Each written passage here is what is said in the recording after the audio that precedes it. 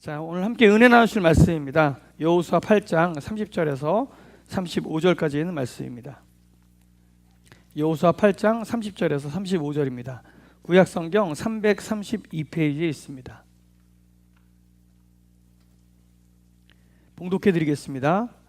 그때에 여호수아가 이스라엘의 하나님 여호와를 위하여 에발산에 한 제단을 쌓았으니 이는 여호와의 종 모세가 이스라엘 자손에게 명령한 것과 모세의 율법책에 기록한 대로 새 연장으로 다듬지 아니한 새 돌로 만든 제단이라. 무리가 여호와께 번제물과 화목제물을 그 위에 드렸으며 여호수아가 거기서 모세가 기록한 율법을 이스라엘 자손의 목전에서 그 돌에 기록하매 온 이스라엘과 그 장로들과 관리들과 재판장들과 본토인뿐 아니라 이방인까지 여호와의 언약궤를 맨 레위 사람 제사장들 앞에서 궤의 좌우에 서되 절반은 그리심산 앞에 절반은 에발산 앞에 섰으니 이는 전에 여호와의 종 모세가 이스라엘 백성에게 축복하라고 명령한 대로 함이라.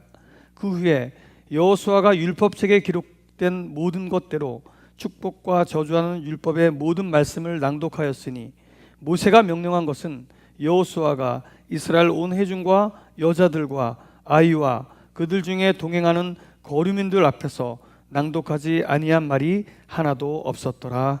아멘.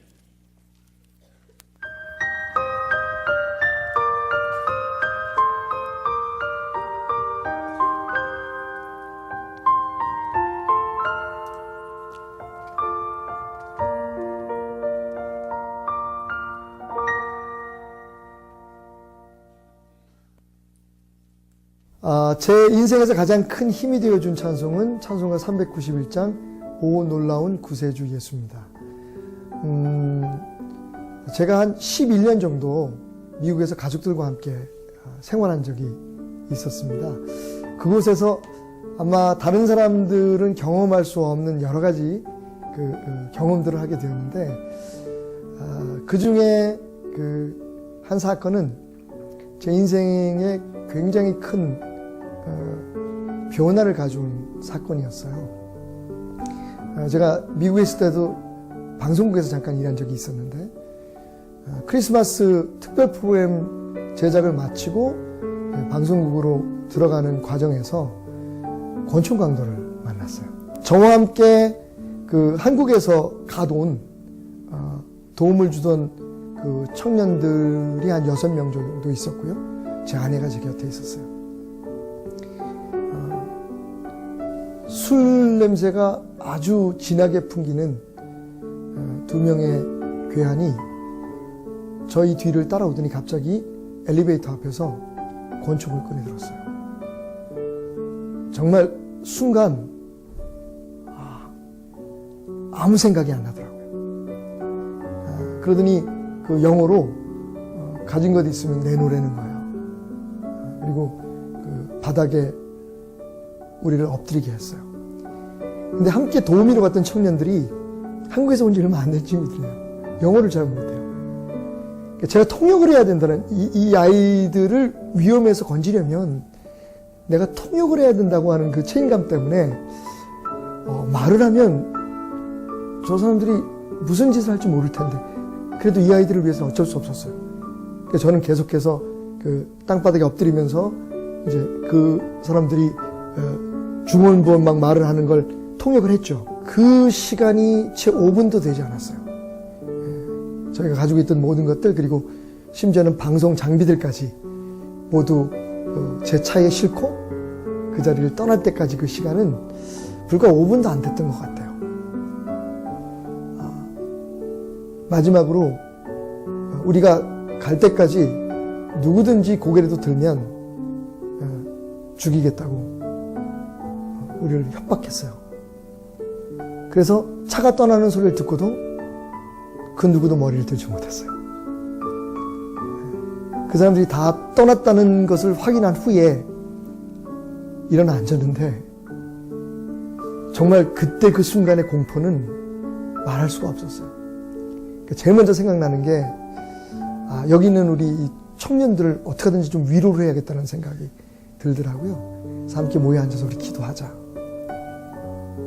거기 앉아있던 모든 사람들이 다 눈물을 펑펑 흘리면서 하나님 앞에 감사 기도를 드렸어요. 그리고 제 아내가 찬송을 부르기 시작했어요. 그 찬송이 바로 오늘 제 인생에 가장 큰 위로가 되고 또 힘을 주었던 찬송가 391장 오 놀라운 구세주였습니다. 오 놀라운 구세주 예수 내 주 참 능력의 주시로다. 큰 바위 및 안전한 그곳으로 내 영혼을 숨기시네. 메마른 땅을 종일 걸어가도 나 피곤치 아니하며 나 위험한 곳 내가 이를 때면 큰 바위에 숨기시고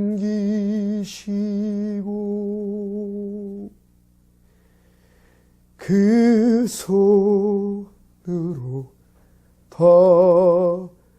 덮으시네. 아멘. 그때까지만 해도 제가 하나님을 믿었지만 제 힘으로 살았던 것 같아요. 뭐 지금도 여전히 아직까지도 부족한 점은 있지만 그때는 정말 내가 하고 하나님은 조금만 도와주시면 될 것 같은데 하나님은 안 도와주시는 거예요.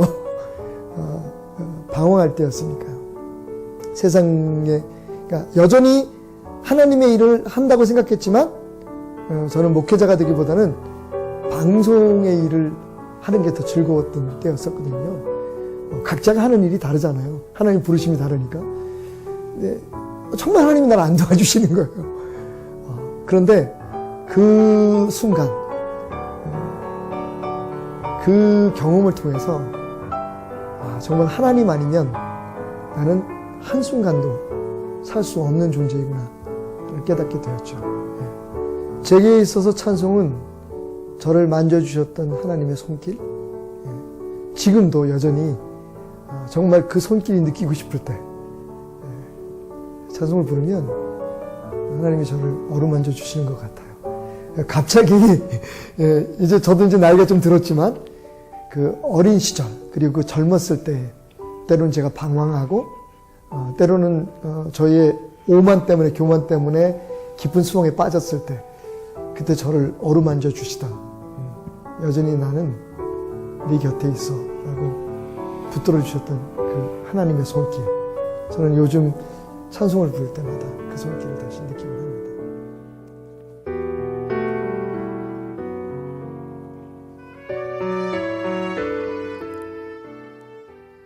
여러분, 우리의 상식대로라면 아마 이야기는 이렇게 이어지는 것이 맞았을 겁니다.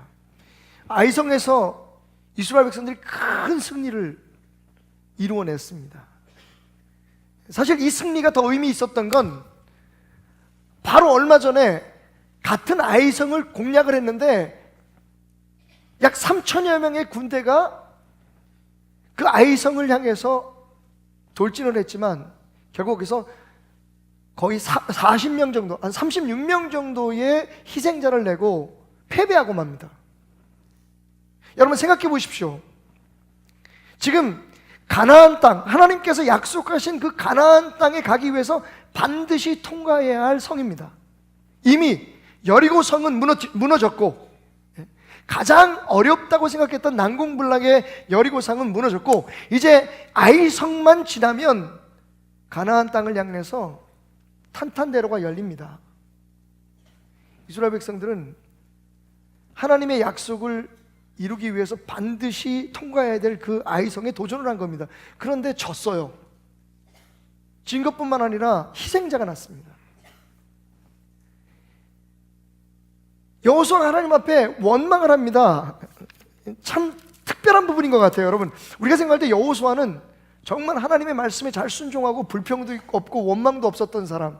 여러분 아시다시피 가나안 땅을 정탐하고 온 12 정탐꾼 가운데 여호수아는 긍정적이고 믿음의 고백을 했던 사람입니다. 그런데 그 여호수아가 그 첫 번째 아이성 공략에서 실패하고 난 후에 여호수아서 7장 6절을 보면 자기 옷을 찢고 이스라엘 장로들과 함께 여호와의 궤 앞에 땅에 엎드려 머리에 티끝을 뒤집어 쓰고 저물도록 있다가 이렇게 말했다고 합니다. 7절, 슬프도소이다. 주 여호와여, 어찌하여 이 백성을 인도하여 요단을 건너게 하시고 우리를 아모리 사람의 손에 넘겨 멸망시키려 하셨나이까. 우리가 요단 저쪽을 만족하게 여겨 거주하였다면 좋을 뻔하였나이다. 주여, 이스라엘이 그의 원수들 앞에서 돌아섰으니 내가 무슨 말을 하오리까. 여러분, 이게 여호수아가 했다는 사실이 믿겨지지가 않을 정도의 불평입니다. 느끼셨죠? 여호수아가 이렇게 말합니다. 어찌하여 하나님 그렇게 하셨습니까? 우리가 하나님이 원하고 하나님이 뜻하시는 방향으로 가지 않은 것도 아니고 하나님의 계획대로 반드시 이루어져야 할 일을, 주의 일을 했는데 왜 우리를 패망하게 하셨습니까? 그러면서 이렇게 얘기합니다. 차라리 우리가 요단강 건너오지 않고 저 요단강 동편에서 살았으면, 우리가 그렇게 하고 싶을 때 하나님께서 그렇게 하라고 놔뒀으면 이 수모를 겪지 않았을 텐데. 거기다가 더해서 여호수아는요 아마 이렇게 말하고 있는 것 같습니다. 하나님, 내 백성들 앞에 지도자인 내가 이 창피함을 왜 당하게 하셨습니까? 사람들이 나를 믿고 내 명령을 따라 전진했는데 이 전쟁에서 지면 내가 무엇이 됩니까?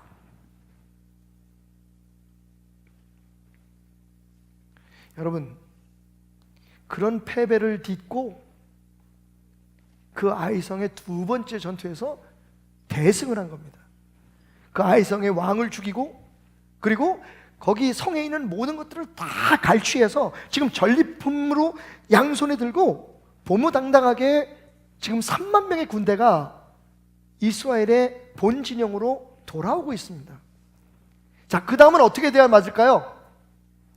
그 처절한 실패 가운데 다시 승리했습니다. 하나님의 도우심으로 승리해도 하나님이 다시 우리를 인정했구나 하는 그 기쁨을 더해서 아마 이스라엘 백성들은 밤을 새워가며 잔치를 벌였을 겁니다. 그들이 아이성에서 가져온 그 많은 전리품들을 서로 나누면서 밤새도록 먹고 마시면서 춤을 추고 승리의 기쁨을 찬양해도 모자랄 텐데, 여러분, 성경은요 이렇게 말합니다. 여호수아가 승리해서 돌아온 그 군인들뿐만 아니라 모든 백성들, 어린아이부터 노인까지, 그리고 그 이스라엘 백성들 안에 함께 살았던 이방인들까지 다 끌고 에발산과 그리심산 사이에 세겜이란 땅으로 갔다. 그리고 거기에서 하나님 앞에 제사를 드리며 선포했다. 왜 그랬을까요, 여러분? 그 전쟁에서 목숨을 걸고 싸웠던 사람들이 한번 실패했기 때문에 또 실패할지도 모른다고 하는 불안감, 그 불안감을 안고 전쟁에 그럼에도 불구하고 용기 있게 나섰던 그 사람들을 위해서 좀 잘했다고 격려도 해주고 축하도 해주고 살아 돌아온 가족들과 함께 기쁜 시간을 가질 수 있도록 그렇게 해줄 수도 있었을 텐데, 여러분, 여호수아는 그렇게 하지 않았습니다. 여호수아는요 그 입에서 승리의 노래 한 곡조도 흘러나오지 못하게 입을 막았습니다. 그리고 다 나를 따라와, 우리가 에발산과 그리심산 사이에 가서 하나님 앞에 제사를 드리자. 모든 이스라엘 백성들을 끌고 세겜 땅에 갑니다. 여러분, 이 이야기는 우리에게 굉장히 중요한 교훈을 줍니다. 자, 그렇다면 이 이야기를 통해서 우리가 함께 깨달아야 할 진리는 무엇일까요? 먼저 우리 모두가 마음속에 가지고 있는 생각, 믿음의 결론, 어떻게 하면 하나님의 복을 누리며 성공하며 살 것인가 라고 하는 소망에 대해서 구체적으로 이 축복을 누릴 수 있는 방법이 무엇인가 하는 걸 좀 생각해 볼 수 있을 것 같아요. 신명기 28장 3절에서부터 6절, 우리 모두가 다 좋아하는 말씀입니다. 너희가 성읍에서도 복을 받고 들에서도 복을 받을 것이며 내 몸의 자녀와 내 토지의 소산과 내 짐승의 새끼와 소와 양의 새끼가 복을 받을 것이며. 아멘을 안 하시는 거 보니까 별로 복을 안 좋아하시는 것 같아요. 그죠? 네.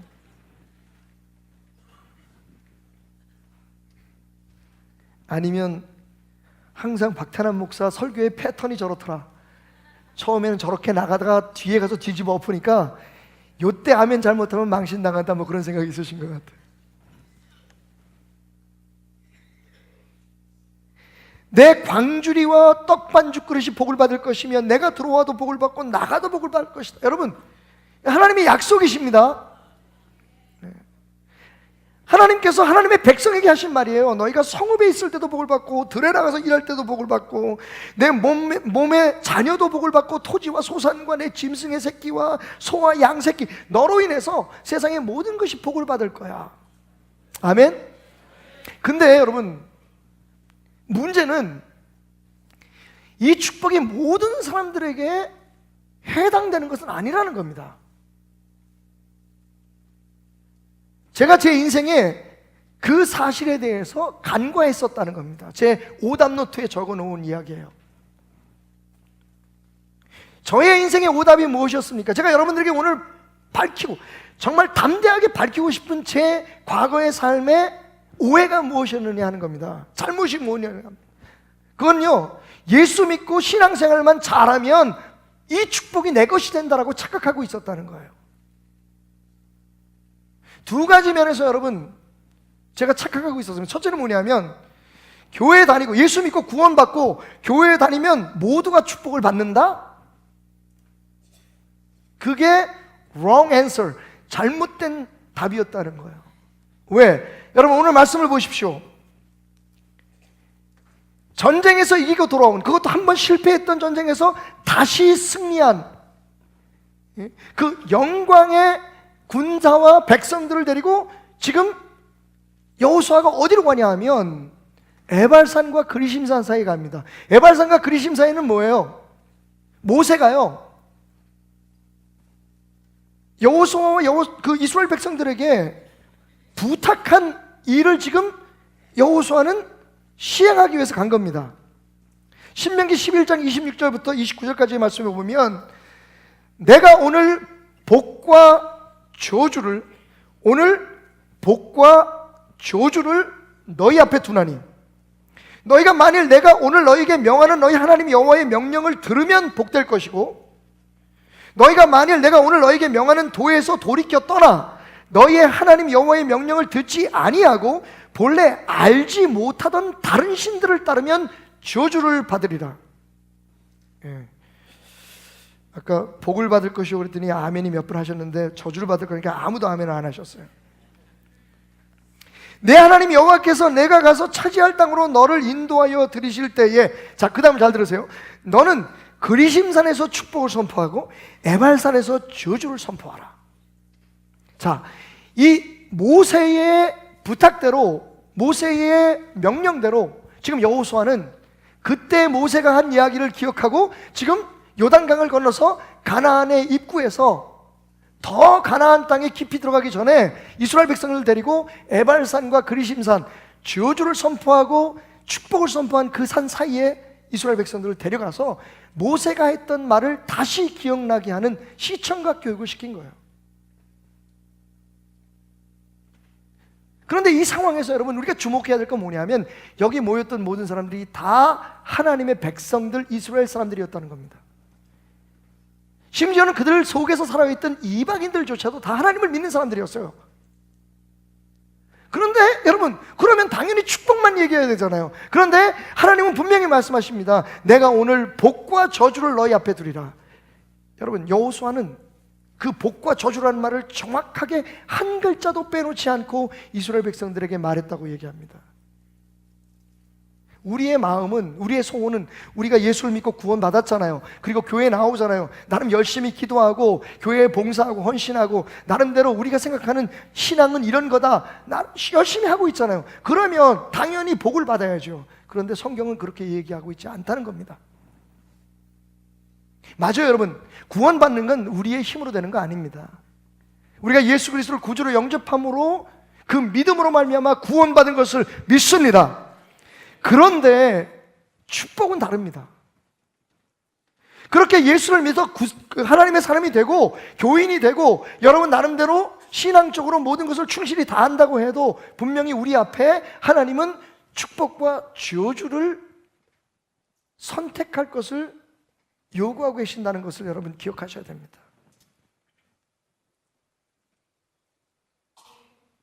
많은 사람들이 내가 교인 됐으니까, 심지어 내가 목사니까, 내가 장로니까, 내가 뭐 권사니까, 집사니까, 내가 교회에 다른 사람들은 안 하는 무슨 성가대 헌신을 하고 내가 주일학교 교사를 하고 있고, 그러니까 나는 당연히 복을 받아야지라고 생각합니다. 그래서 때로는 여호수아처럼 불평을 하죠. 하나님, 이게 뭡니까? 내가 하나님 믿고 이렇게 열심히 기도하고 교회 나와서 이렇게 헌신하면 내가 복 받아야 되는 거 당연하지 않습니까? 왜 사람들이 다 나 교회 나가는 거 알고 있고 내가 목사라는 거 알고 있는데 내 목회를, 내 사역을, 내 가정을 이렇게 힘들게 만드셔서 세상 사람들 앞에 망신살이가 되게 하십니까?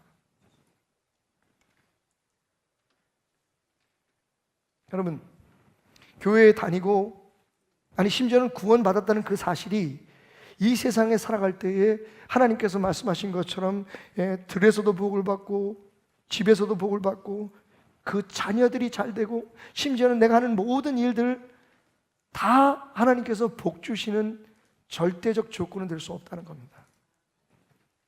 두 번째로는요, 주의 일을 한다고 해서 다 성공할 것이라고 생각하면 오산입니다. 제가 그걸 잘 몰랐습니다. 목사잖아요. 목사가 하는 일이 뭡니까? 목회잖아요. 저는 베델교회에서 제가 했던 모든 일들이 다 주의 일이라고 생각했어요.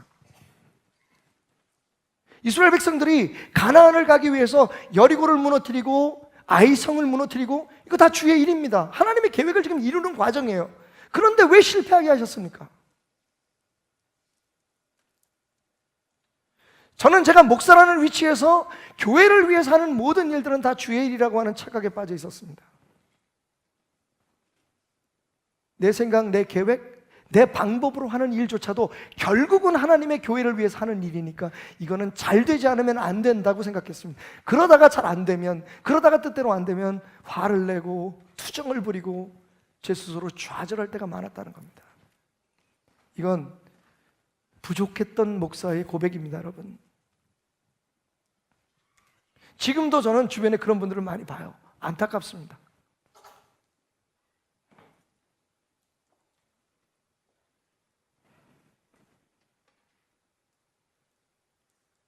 자, 그렇다면 도대체 무엇이 우리로 하여금 복을 받게 하는 이유가 될까요?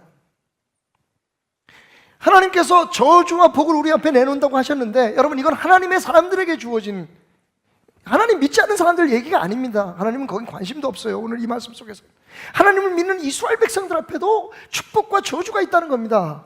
어떻게 축복을 선택할 수 있습니까?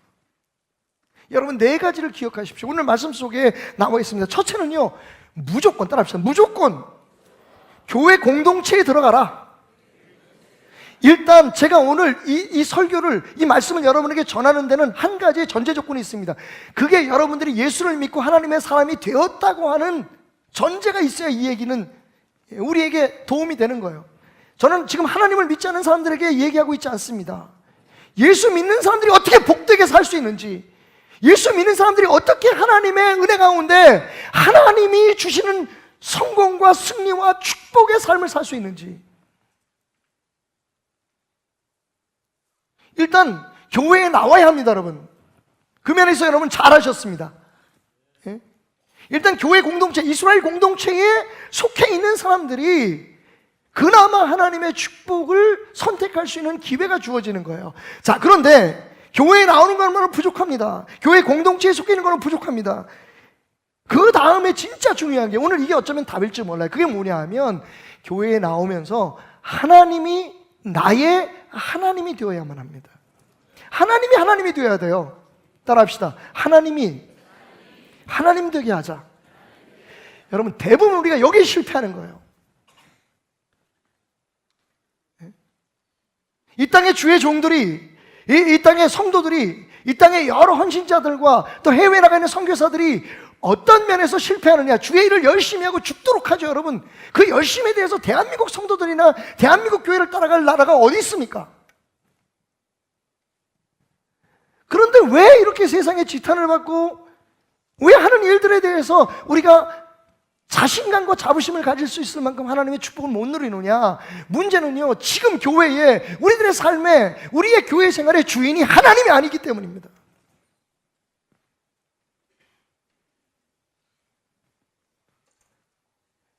내가 하나님이 됐어요. 심지어는 내 계획이 때로는 하나님이 될 때가 있습니다. 나의 비전이 하나님이 될 때가 있어요. 더 나아가서 우리가 따르는 교리나 혹은 우리의 교단이나 교파가 혹은 어떤 교회의 지도자가 하나님이 될 때가 있어요. 제가 연약한 시절에 고백했던 것처럼, 하나님, 나 지금 열심히 주의 영광을 위해서 일하고 있습니다. 저 좀 도와주세요. 이 생각이 잘못됐다는 거예요. 진짜 하나님의 일을 하는 건 하나님이 하나님 될 때만 가능한 거예요.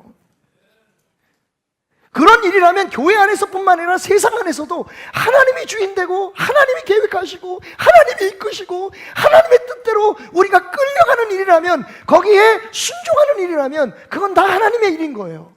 그런데 우리는 어떤 착각을 가지고 있었냐면, 소위 말해서 주일 성수하고 교회에서 시키는 대로 하고 열심히 봉사하고, 거기다가 가끔 헌금 좀 많이 하고 그러면 하나님께서 우리를 예쁘게 보셔서 우리를 축복하실 것이라고 하는 착각에 빠져 있었다는 겁니다.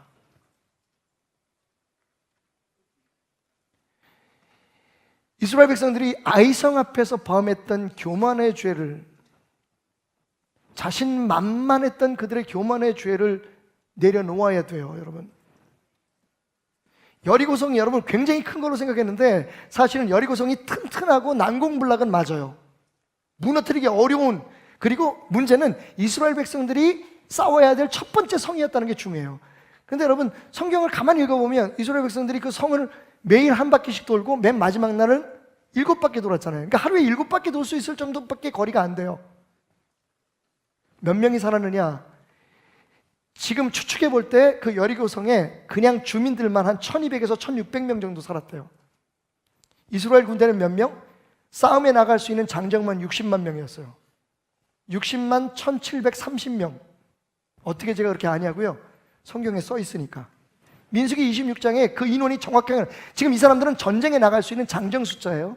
나머지까지 다 합하면 200만이라고 얘기하죠. 그 200만이 1200명, 아니 이제 거기에 이스라엘 백성들을 막기 위해서 연합군이 모였으니까 그보다 더 많았을 거예요. 그럼에도 불구하고 사실 수적으로 보면 싸움이 안 되는 거였어요. 근데 아이성은 주민만 12,000명, 평수로 따지면 한 2만 3천 평이 넘는 여리고 성보다는 7배가 큰 성이었어요. 그런데 이스라엘 백성이 여리고 성을 무너뜨리고 난 다음에 자기네들이 했나요? 아닙니다. 싸움 활 한 번 안 쏘고 이겼잖아요. 전적으로 하나님께서 내가 너희에게 승리를 주리라, 그걸 증명하신 전쟁이었잖아요. 그런데 아이성에 가서 뭐라고 하냐면, 이 정도야, 우리가 여리고성 무너뜨린 거 생각하면 저건 아무것도 아니에요. 그러고 3,000명만 올라갔어요. 깨졌어요. 여러분, 왜 여호수아가 이스라엘 백성들을 그 승리의 파티로 이끌지 않고 에발산과 그리심산에 데려가는지 아시겠죠? 다른 건 몰라도 이건 절대로 잊으면 안 된다. 여러분, 심지어는 돌에다가 하나님의 그 말씀을 새겨 놓았다고 얘기합니다. 여호수아가, 잠시 불평하고 원망했던 여호수아가 이 두 번째 전쟁을 통해서 깨달은 게 뭘까요? 하나님이 되지 않으면 아무리 그 전쟁이 가나안을 차지하게 하는 전투이든지, 그게 아무리 예수 이름으로 하고 무슨 기도회라고 이름을 붙이고 무슨 예배라고 이름을 붙여도 그건 실패할 수밖에 없는,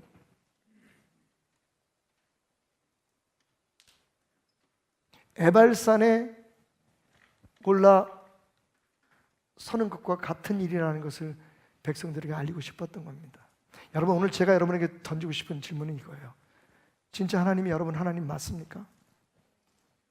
혹시 여러분 돈이나 세상의 명예나 혹은 심지어는 사람들에게 내가 알려지는 것이 하나님 되고 있지 않습니까? 제가 말씀드린 하나님은 여러분이 하는 모든 일의 동기가 하나님이 아니라 바로 그것을 얻기 위함이 아니냐는 것을 묻고 있는 겁니다.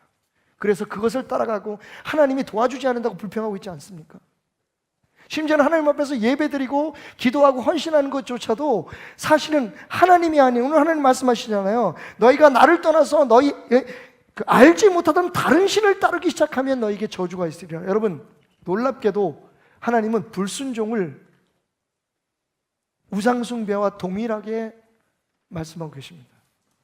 축복에 대해서 얘기할 때는 너희가 내 명령을 따르면 복을 받겠다, 딱 한 말씀으로 끝나요. 그런데 저주에 대해서 얘기할 때 뭐라고 말씀하시냐면 너희가 내 명령에서 돌이켜서 내 명령을 불순종하고 그리고 너희가 알지 못했던 다른 신을 섬기게 되면 너희에게 저주가 있을 것이다. 여러분, 이스라엘 백성에게 하신 말씀이에요.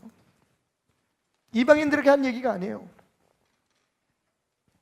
오늘 하나님의 사람 그리스도인이라고 자처하고 나는 잘 믿고 있어라고 주장하는 우리들에게 하신 말씀이에요. 다시 말하면 우리가 하나님의 뜻에 순종하지 못하는 이유는 하나님보다 더 귀한 게 있기 때문입니다. 그게 요즘 대부분이 섬기고 있는 돈이든지 아니면 세상에서 안락한 삶이든지 자녀들의 성공이든지. 오늘 제가 제 인생에 오답노트를 통해서 깨달은 이 사실은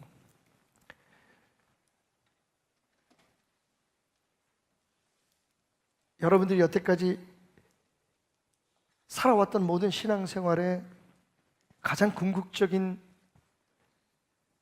질문에 대한 대답일 수 있을 것 같아요. 그래서 오늘 제가 설교 제목을 뭐라고 적는지 아세요? 억울하면 출세하라가 아니라 억울하면 순종해라. 순종이 답이에요. 어떤 사람이 그러더라고요. 목사님, 난 아직 이해가 되지 않아서 순종을 못하겠어요. 여러분, 이해 안 되면 그냥 순종하세요. 이게 진짜인지 아닌지, 이게 하나님 말씀인지 아닌지 자꾸 그게 죄가 안 되고 다른 사람에게 피해가 안 된다면 내가 손해를 보는 일이고 내게 힘든 일이라도 일단 순종하세요.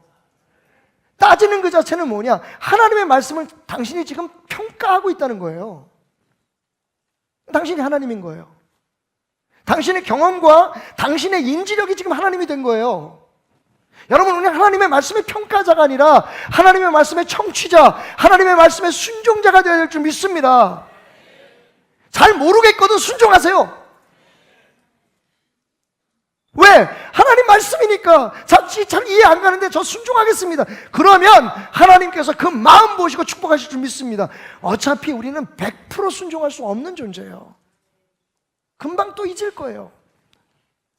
하지만 적어도 우리 마음속에 하나님이 하나님 되심을 내가 순종함으로 인정하겠습니다. 그 마음만 가지고 있어도 하나님은, 우리의 중심을 보시는 하나님은 우리를 축복의 산으로 인도해 주실 겁니다.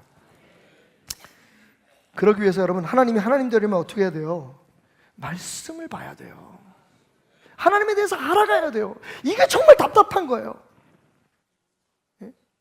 주워 들은 이야기, 여러분들이 주일날 와서 들은 여러 가지의 설교들 수천 편 들었죠. 그 설교들이 여러분 머릿속에서 종합되면서 거기에 여러분의 생각들이 포함되는 순간 하나님은 여러분의 삶 속에 하나님이 아니십니다.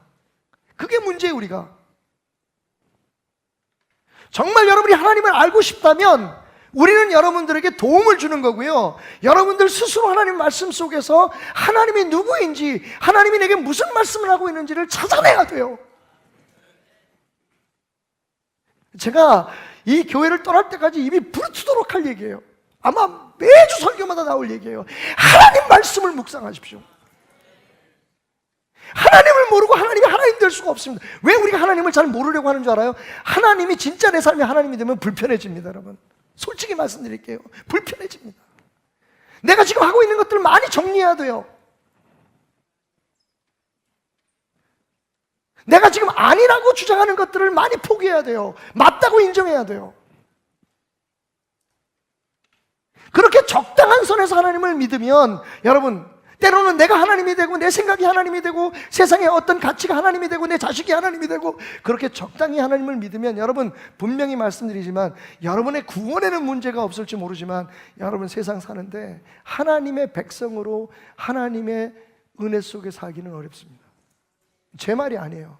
내가 너희 앞에 저주와 복을 놓아두리니, 하나님 말씀입니다.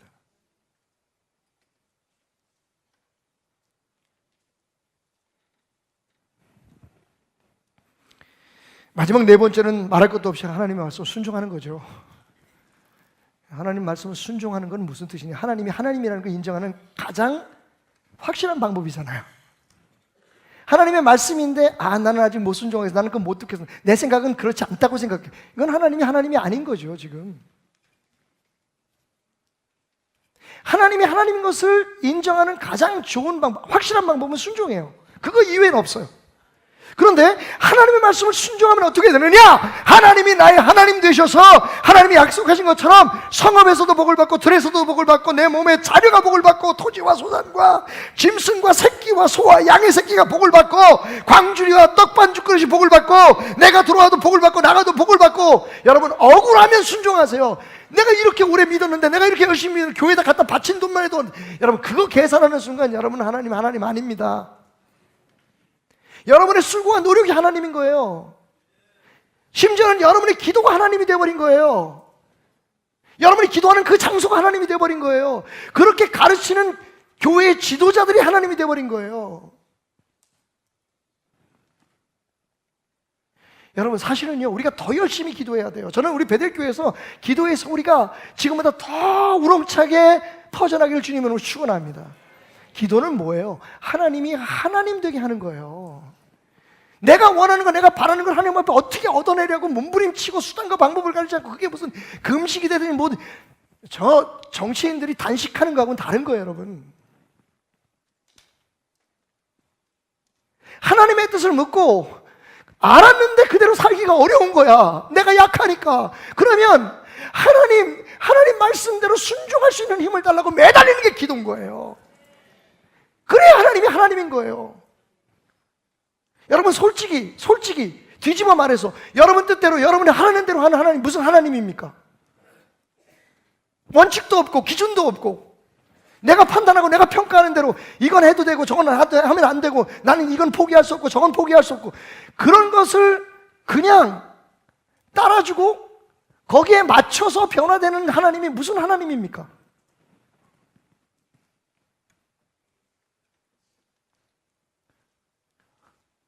억울하면 출세하라는 말은 굉장히 냉소적이고 기분 좋지 않은 얘기예요. 하지만 여러분, 오늘 이 말씀은 여러분의 축복의 열쇠입니다. 그동안 신앙생활 했는데 억울하시면요, 순종하세요. 하나님이 그래도 여러분 축복하지 않으시면 그 순종이 진짜 하나님이 원하시는 순종인데, 혹은 내가 잘못 알고 있었지만 그래도 하나님 앞에 정말 하나님 당신이 내 삶의 주인이십니다라는 거 고백하기 위한 몸부림이라면 하나님 그 기도 외면치 않으실 거예요. 그런데 스스로 하나님을 평가하고 판단하는 사람이 되어서는 절대로 하나님이 여러분의 하나님이 되실 수 없음을 기억하셔야 돼요. 열심히 믿었는데 왜 이렇지? 여호수아의 얘기잖아요. 하나님, 우리가 무슨 딴짓했습니까? 하나님이 하라고 하는 일을 했는데 왜 지게 하셨습니까? 왜 지게 하셨을까요? 그 전쟁에 하나님은 하나님이 아니셨습니다. 여러분, 이건 적의 크기의 문제가 아니에요. 우리 앞에 있는 문제의 크기가 문제가 아니에요. 결국 우리가 싸우는, 하나님의 사람이 돼서 싸우는 모든 싸움은 하나님의 전쟁이기 때문에 하나님이 주인이 되어야 돼요. 하나님이 주인이 되셔야 돼요. 지금 우리 교회들은, 세계 교회들은 그것을 가르치지 않습니다. 성도들이 그냥 교회 나와서 예수 믿고 구원받고 그냥 잘 될 거야, 복 받을 거야 라고만 듣고 기뻐하고 돌아가기를 원합니다. 틀린 얘기는 아니지만 안타깝습니다.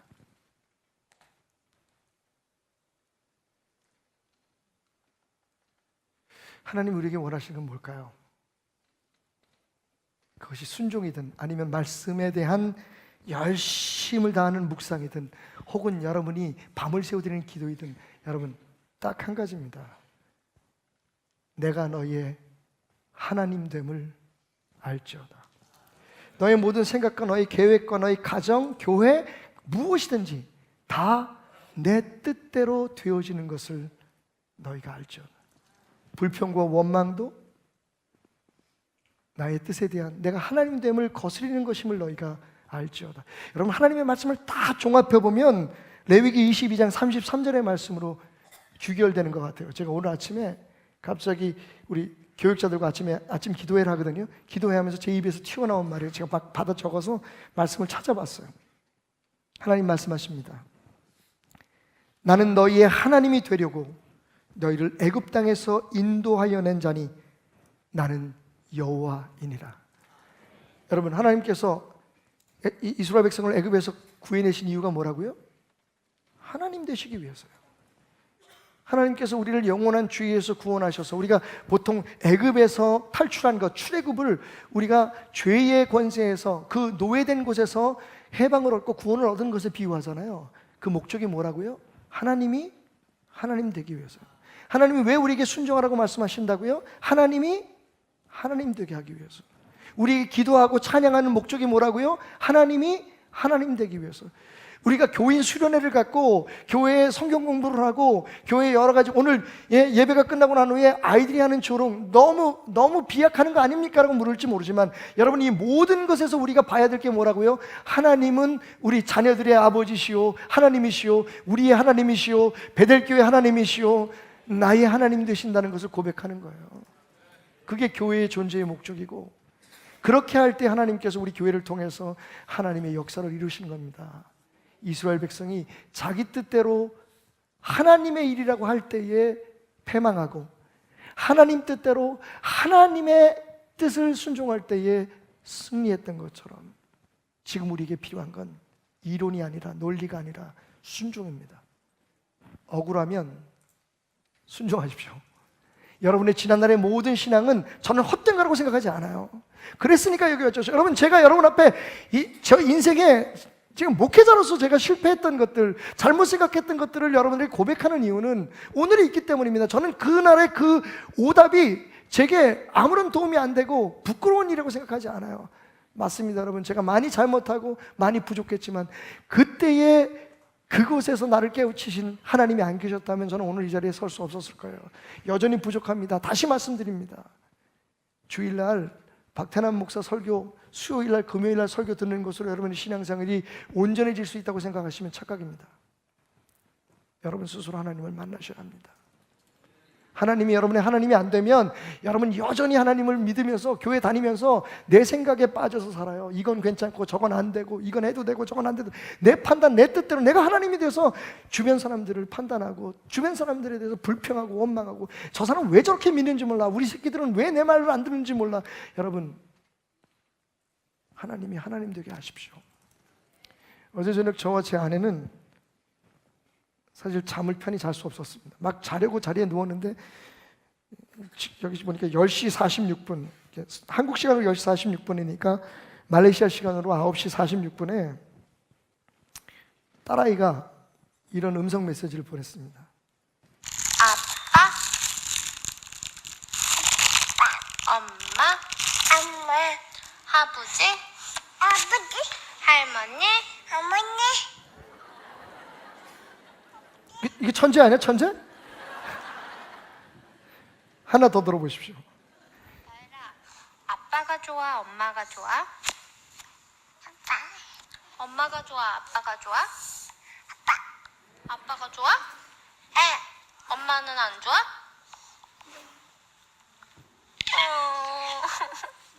아빠가 좋아, 엄마가 좋아? 고민하는 거예요. 우리 집안은 망했어. 사위새끼 하나 잘못 들여가지고. 여러분 진짜 이 멍청한 질문은 언제까지 계속될까요? 제가 볼 때는 인류가 멸망하는 날까지 아빠가 좋아, 엄마가 좋아, 할아버지가 좋아, 할머니가 좋아? 예, 우리 딸아이가 혹시 먼저 얘기한 걸 내가 딸아이한테 이렇게 질문을 바꿔요. 엄마가 좋아, 아빠가 좋아? 아빠. 저희가 잠을 못 잔 이유는 이 14개월 이제 접어든 손녀가 처음으로 할아버지, 할머니 정확하게 우리를 불러줬다는 겁니다.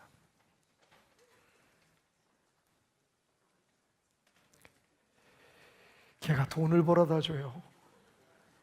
무슨 어버이날 카네이션을 보내요. 똥이나 싸지 말지. 근데 여러분, 할아버지, 할머니, 걔한테는 이 세상에 할아버지, 할머니는 우리밖에, 참, 대구에 있는 분들 섭섭하겠다. 어쨌든 여러분, 가만히 생각해 보면 여러분 부모로서 지금 자녀들이 가지고 있는 불만들은요, 그 아이들이 내게 뭘 해줬으면 하는 기대가 있기 때문에, 얘네들이 나이가 이만큼 되면 이 정도는 돼야 되는 거 아니야 라고 하는 기대가 있기 때문에 그렇지, 다시 지금부터 20, 30년 전으로 돌아가서 여러분 아이들이 자라날 때 보면 똥 싸도 뭐 울어도 무슨 뭐 안고 있는데 어깨에다가 토악질을 해도 아빠라고 부르고 엄마라고 부를 때가 진짜 세상을 다 얻은 것만큼 기뻤을 때예요. 여러분 자녀들이 왜 부모님들에게 불만을 갖기 시작합니다. 아니 부모가 돼가지고 나한테 이걸 안 해주는 거야. 남의 부모들은 막 재산도 물려주고 막 난리 비행기 회사도 물려주는데 나는 뭐야 도대체 이거.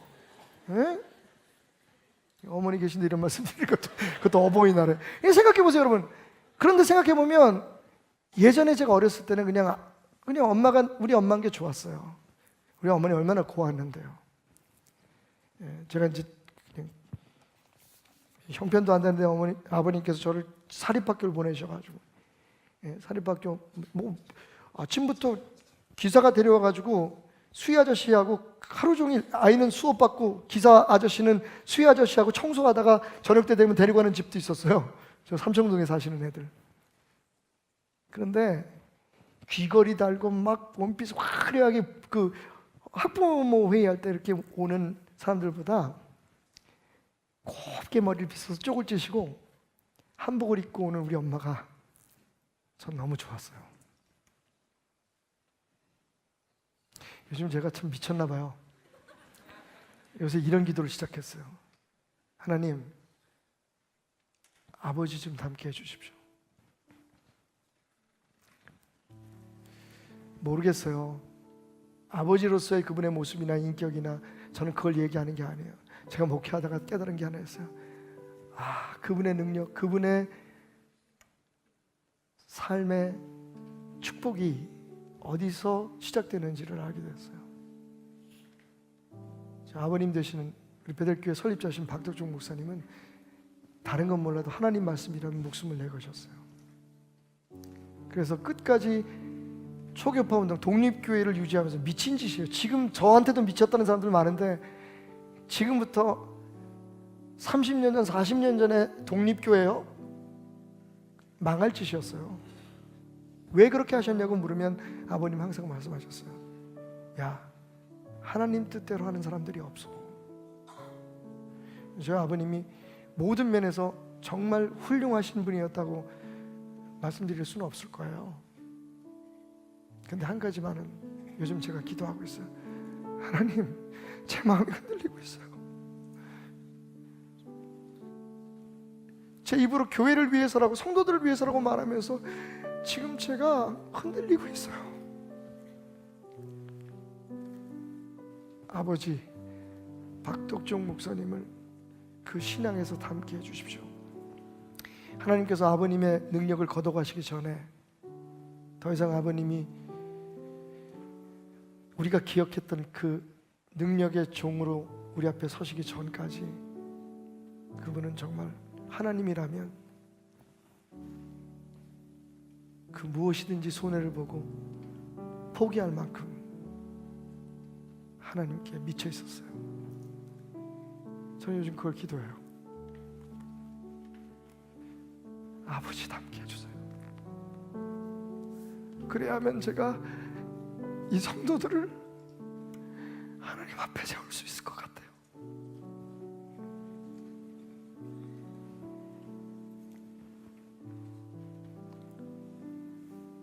여러분,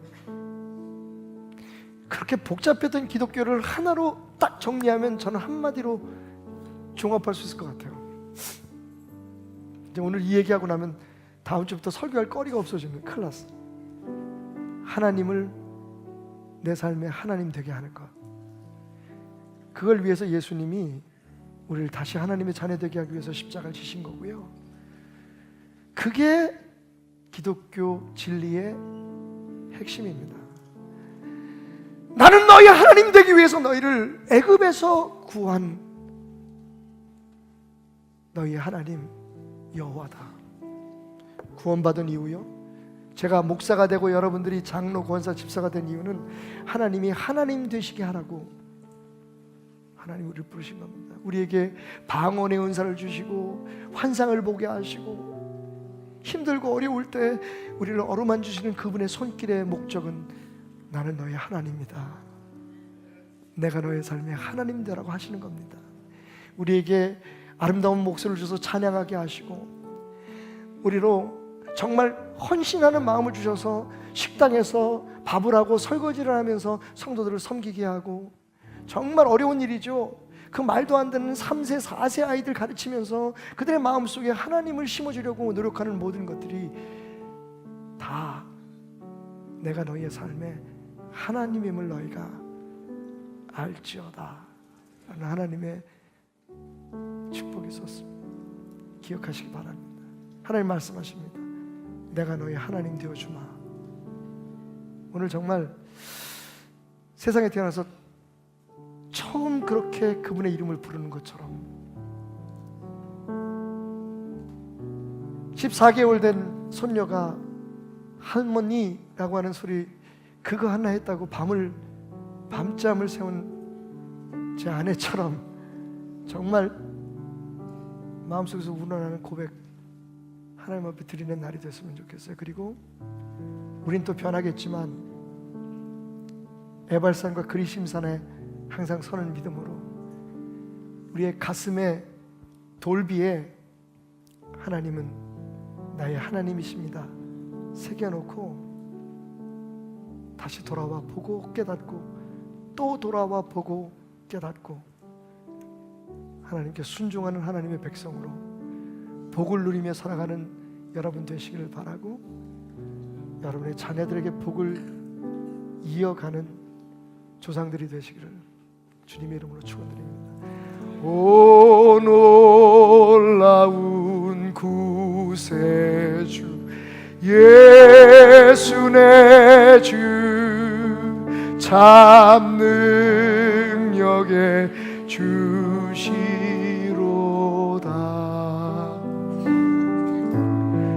큰 바위 및 안전한 그곳으로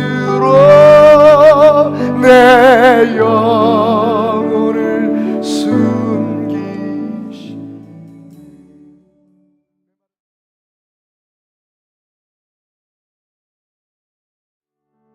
내 평생 사는 동안 주 찬양하리. 여호와 하나님 내 주를 찬양하리. 주님을 묵상하니 즐겁도다. 내 영혼 주 안에서 참 기쁘리. 내 평생 사는 동안 내 평생 사는 동안 주 찬양하리. 여호와 하나님 내 주를 찬양하리. 주님을 묵상하니 즐겁도다. 내 영혼 주 안에서 참 기쁘리. 내 영혼아 주님을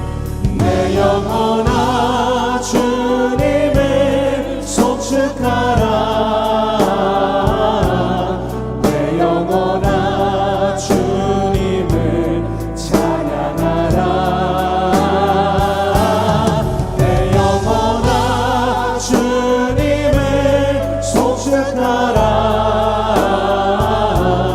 내 영혼아 주님을 찬양하라 내 평생 사는 동안 내 평생 사는 동안 주 찬양하리 여호와 하나님 내 주를 찬양하리 주님을 묵상하니 즐겁도다 내 영혼 주 안에서 참 기쁘리 내 영혼아 주님을 내 영혼아 주님을 송축하라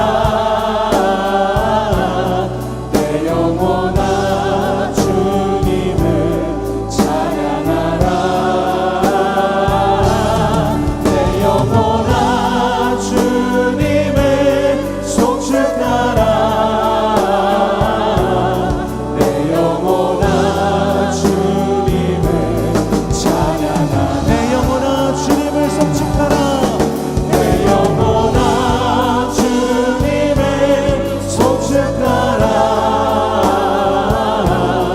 내 영혼아 주님을 찬양하라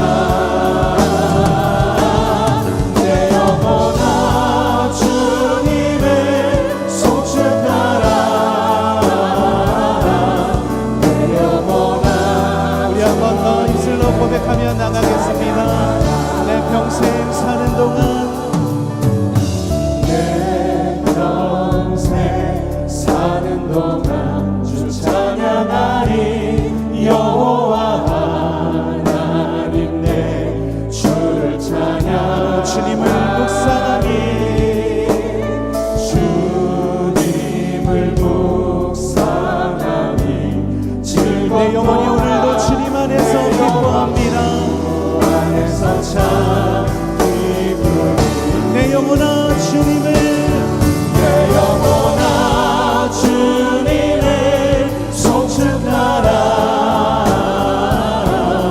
내 영혼아 주님을 찬양하라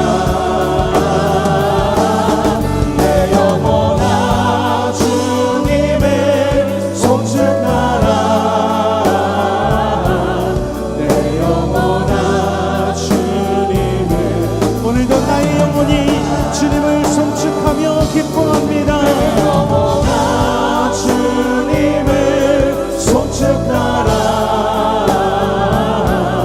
내 영혼아 주님을 찬양하라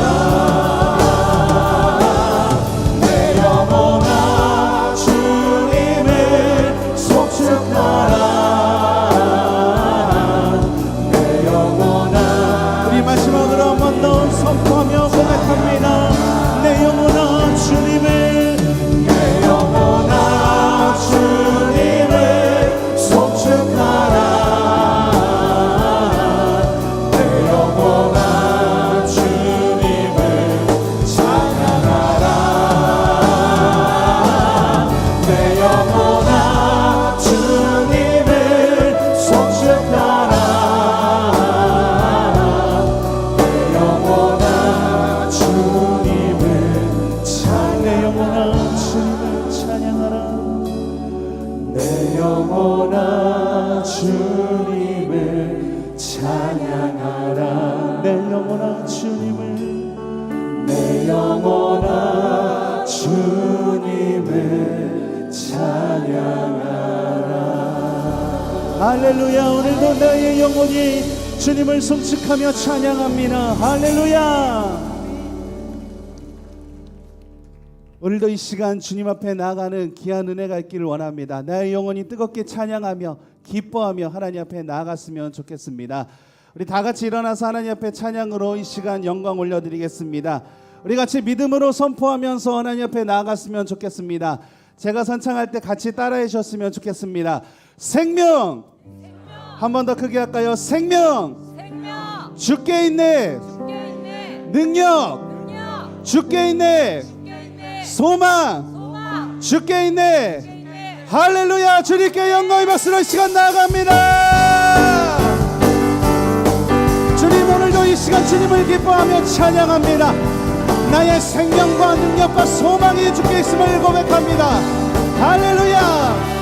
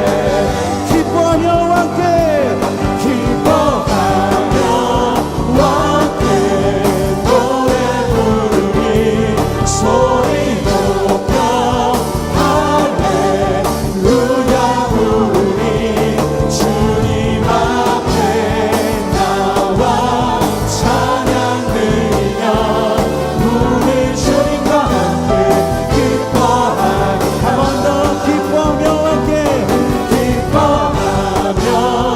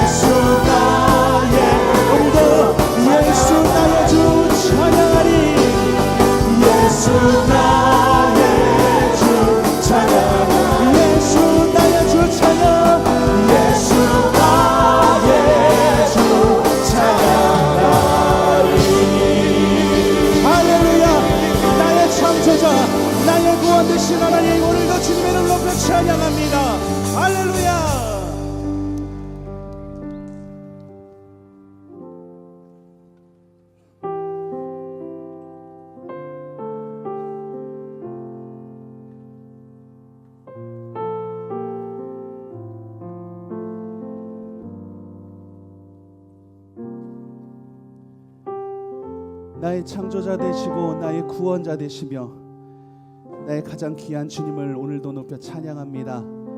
또한 나의 치료자 되시고 나의 선한 목자 되신 주님을 더 높게 찬양합니다.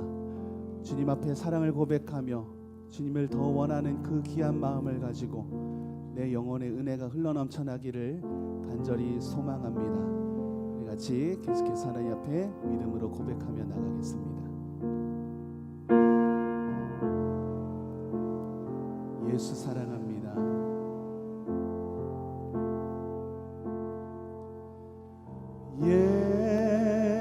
예수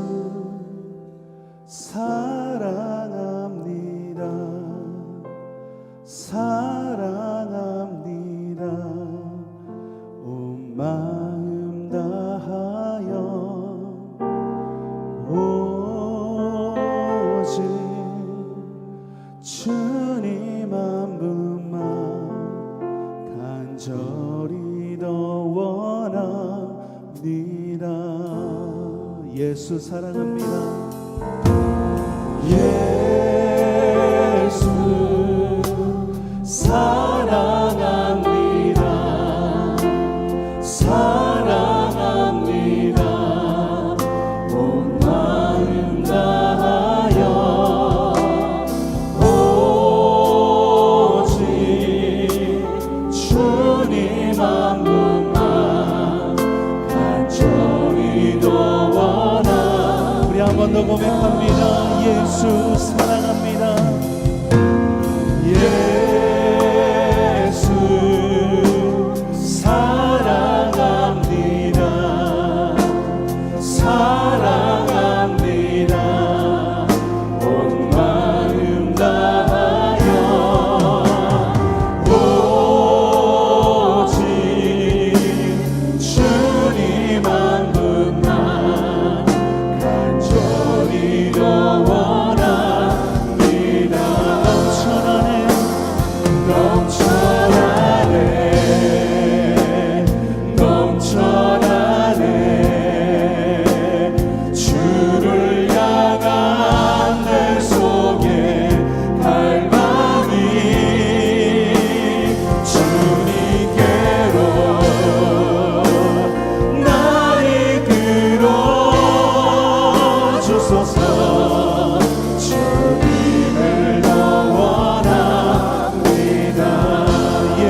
사랑합니다.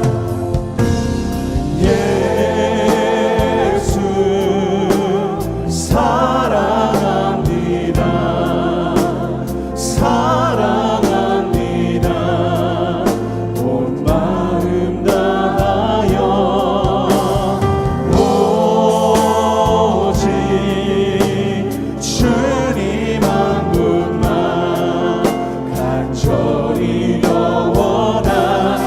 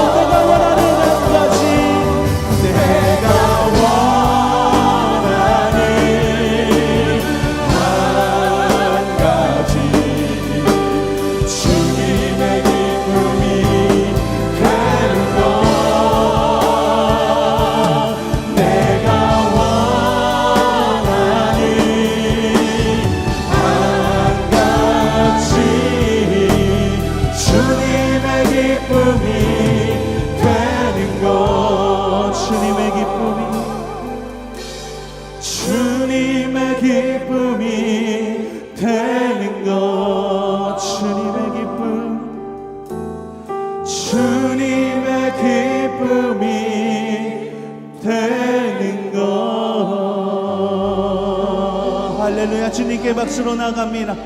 주님 감사합니다. 주님 오늘도 이 예배 가운데 함께하여 주심을 감사합니다. 주님 함께하여 주시옵소서.